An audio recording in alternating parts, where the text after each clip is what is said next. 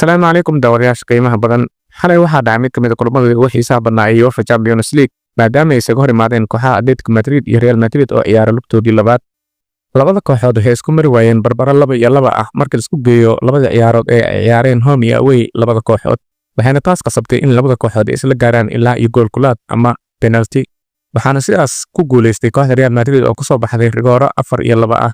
Haddaba daawade sidaas ay Real Madrid ugu gudubtay wareegga xiga waxaan ognahay in Real Madrid ay tahay awood cad marka la joogo UEFA Champions League maadaama ay ku guuleysatay tirada ugu badan ee koob ah UEFA Champions League kaasoo gaaraya 15 jeer. Haddaba daawade waxaan ku haynaa warbixin la yaab leh maadaama ay jirto koox UEFA Champions League ciyaarto taasoo weligeed Real Madrid aysan ka badin.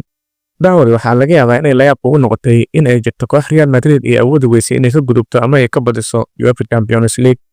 Waa koox ka mid ah kooxaha ugu awoodda badan isla markaana ugu caansan qaaradda Yurub waxayna ka dhashay horyaalka Premier League. Waxay iska hor yimaadeen tiro gaaraysa 4 jeer. Waxay barbaro galeen 2 mar waxaana sidoo kaleeto ay kaatay kooxda kaleeto 2 mar. Sidaasi ayayna Real Madrid ugu suuragali weysay inay weligeed ka adkaato. daawade kooxdaasi koox kale maahan ee waa kooxda Arsenal taasoo Real Madrid ay awood weysay inay ku gudubto weligeed maadaama ay 4 jeer iska hor yimaadeen 2 mar Arsenal ayaa guuleysatay 2 marna barbaro ayay galeen.